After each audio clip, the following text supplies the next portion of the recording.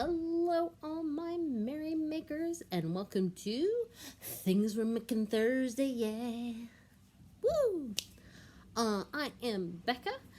In case you are totally unfamiliar, Things We're Making Thursday is a collaboration that started between a bunch of creators last year. Last year, what they did was they picked specific patterns, um, and everybody did their own take on that pattern, and there were lots of different variations on each pattern. Um, and it was really fun, and it got really popular. So they're like, let's do it again, only let's do it a little bit even more broader. This year, what they're doing is picking themes for each month, and this is the last week of January. For January, the theme was slippers. And if you all remember, I had picked the pattern. Excuse me, breakfast is trying to say hello. I had picked the pattern called Simple Garter Slippers, um, which I will get into the interestingness of that pattern, and things that I came across with that pattern. So there we go. It, so did I say it was a knit pattern? I lost my train of thought halfway through that. I'm going to be honest. It's been a day, and it's not even. Oh, it's 8:30. It's been a day, and it's only 8:30. Probably because I woke up at 3 o'clock in the morning to the sound of my husband clipping his toenails. True story. Anyway, would you like to see? Da-na-na-na. See if I can tell. Yeah, okay. So, this was the first one I made. And at the end, it tells you to join the front and the back to the wrong side, and do a 3 needle bind off. And because of the way my brain thinks sometimes, I'm like, okay, I fold this in half, and okay, well, that doesn't work, and ended up basically cutting the yarn, because what I did was I made sure that each of the right and left sides, met in the middle, and it made this nice little point.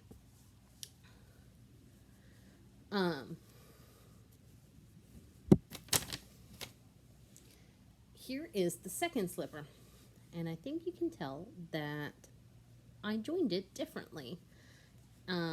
I just joined it front to back. I didn't try to make it meet in the middle, and I gotta be honest, even though it was more trouble, I like the way this one looks better. Go figure. This was easier. So just and if you're looking at me like I'm a crazy person, and you really want a demonstration, just either comment or email me, and I'll be like, okay, yeah, sure. Enough people requested that I show them what the heck I'm talking about. So let me go over the yarn one more time. I wish I had kept the ball bands. Did I keep the ball bands? No, that would make too much sense. So one of the balls was from Lana Grossa.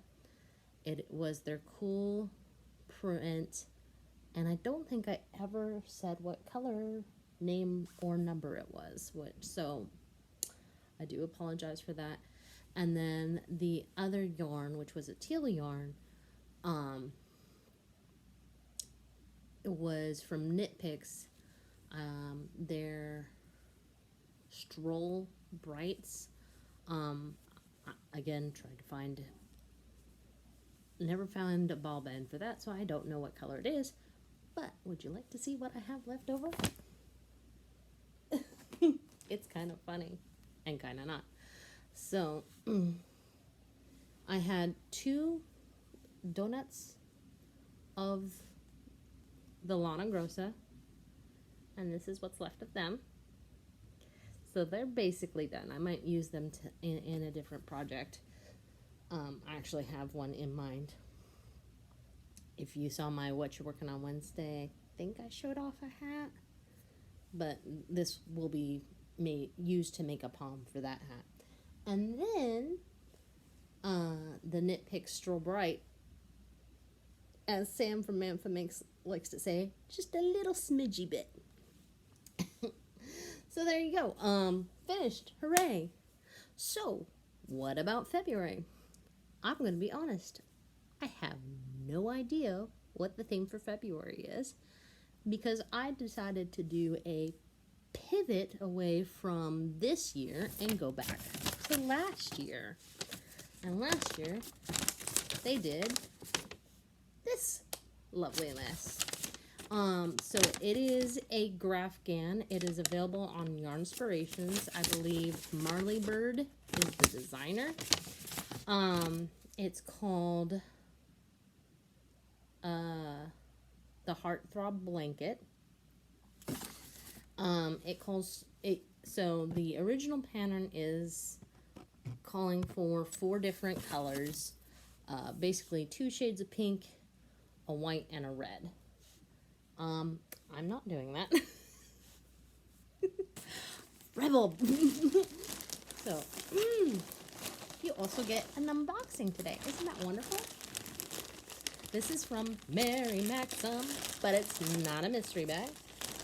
Well, let me get my professional opening scissors.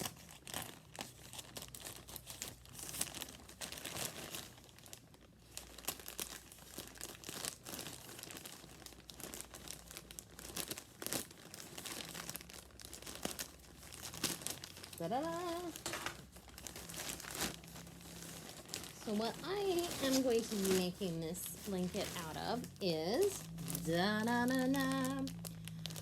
So it does call for Red Heart yarn, so I know that this will work just fine.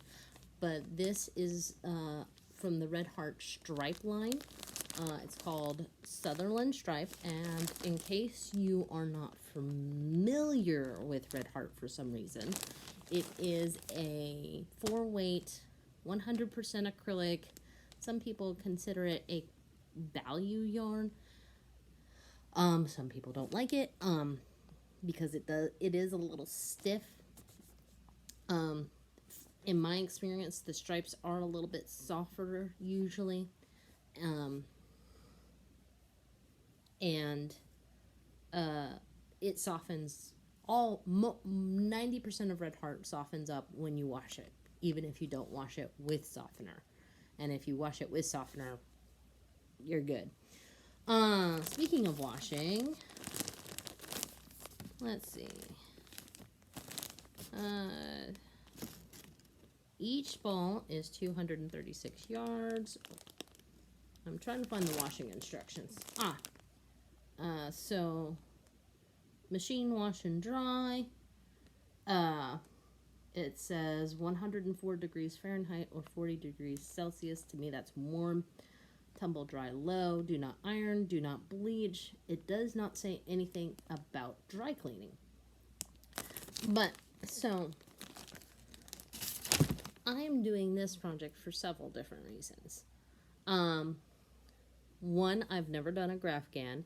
And one of my bigger projects for the year is to make a blanket for my brother that is also a Grafgan.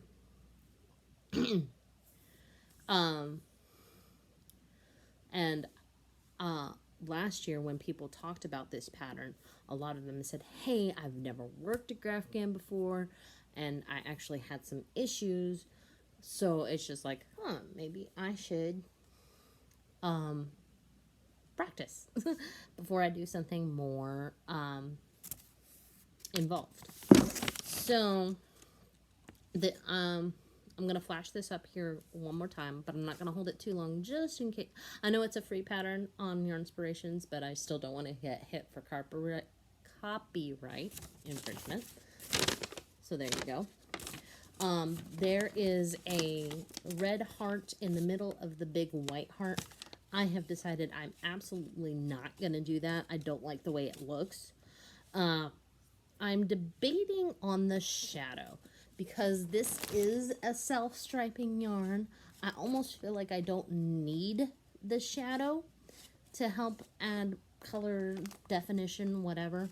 Oh, by the way, I chose these colors because these are very close to the colors I have in my living room, and this is going to be living in my living room. Because even though like each child has like 4 different blankets to their name, we never seem to have enough blankets, which is another reason why I'm making this.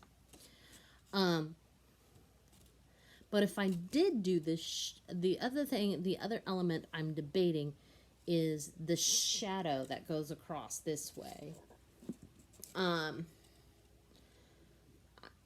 Again, I can see where it would be nice to help add some definition to the letters, but again, I think it might make it too busy. So what I'm thinking about doing is just doing an outline around the letters where the shadow is in gray. And I have multiple different grays that I can work with, and that would be, again, it would help add definition without making it too busy. I think I would either go for a dark gray or a medium gray, but that's where I need your guys' help. So, based on what I flashed you, ooh, phrasing, what you saw on the pattern, would you do an outline? And if so, would you do a medium gray or dark gray? I am planning on starting this very soon, so I'm going to leave this poll open for literally 1 week.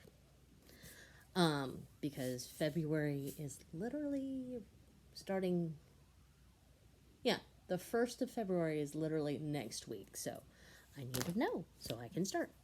Anyway, if you liked this video, please give it a thumbs up. If you have nothing to say about this particular pattern, feel free to comment anyway. If you're not subscribed, please consider subscribing. If you really like my videos, please share my channel with your friends. And in the meantime, make what makes you merry. Ciao.